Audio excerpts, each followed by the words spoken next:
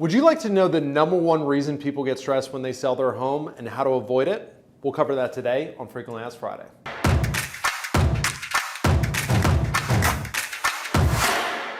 What is going on, party people? Thank you for tuning in. In this video today, we're going to cover the #1 people stress themselves out when they sell their home and how to avoid that problem. Before we get into it, if you would like, subscribe, give me a heart, give me a thumbs up. We certainly appreciate it. If you want to see more of this content, make sure you subscribe, and let's just jump right into it. All right, so today I'm going to tell you a story time, of the tale of two different home sellers. So first we have Larry and Lauren, the last minute sellers. Okay, a little bit about Larry and Lauren.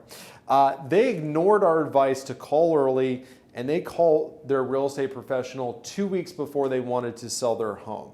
Maybe they even called, a week after they had already purchased the next home, and then they had to sell their current home. Larry and Lauren, they met with a real estate professional. They sat down, they went over pricing options. They went over two different options with them. They shared with them the option of, hey, if we want to get maximum value, here's what that looks like. Here's all the things we need to do to get the home ready. And then the real estate professional also went over option number B of, hey, if we want to do a minimal preparation, here's the price that we can get. And of course, as you guessed it, Larry and Lauren said, hey, we want to be able to get maximum value. We're going to do that even though we want to get this home on the market in the next 2 weeks. So what did they do? They went into blitz stress mode. But of course, a week later, because they figured they had plenty of time. So instead of using the full 2 weeks, they waited one more week, burned another week, and then started a week before the photographer was supposed to show up to take the photos to put their home on the market. They started working 16-hour days. Of course, there was no time to hire contractors. They had waited too long, so they ended up having to do all the work themselves. They couldn't afford to really invest in the property because they only had a week and they didn't have the cash on hand. So they ended up having to do a lot of the painting, a lot of the fixes themselves.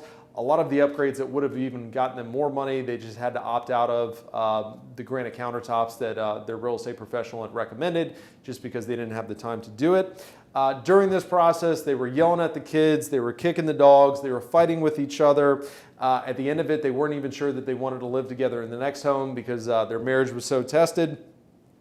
And some furniture even got broken because they were just running around like chickens with their head cut off. On the other side of town, there was another couple, Peter and Paula Plana Headers, okay?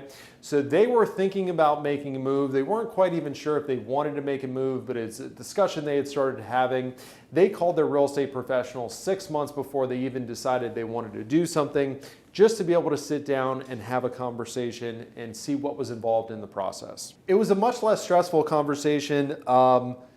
Just because they weren't under the gun, they didn't have to make a decision. They also opted for option number 1 of fixing up their home to be able to get maximum value for their home. So because they had this conversation 6 months in advance, they were able to take their sweet time in getting their property ready. What they decided to do, they decided to work on 1 room per week, getting that room decluttered, doing painting, doing fix up, changing out light fixtures they needed to do. They ended up actually hiring some jobs out that they didn't want to do themselves because they had given them 6 months, themselves 6 months to do this process.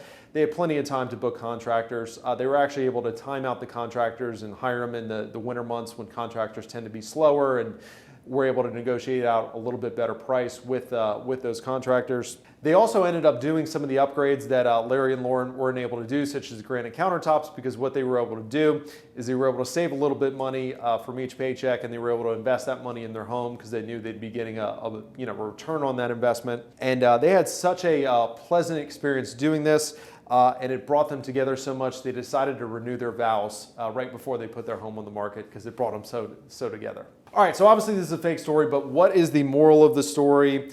Are we here to judge people who call us right before they want to sell, or they don't call us in advance? Absolutely not.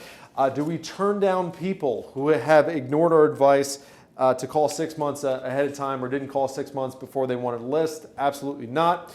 Do we bend over backwards to help accommodate people's timelines? Do we understand that things happen? Do we understand that sometimes these decisions get made on the fly? Absolutely yes.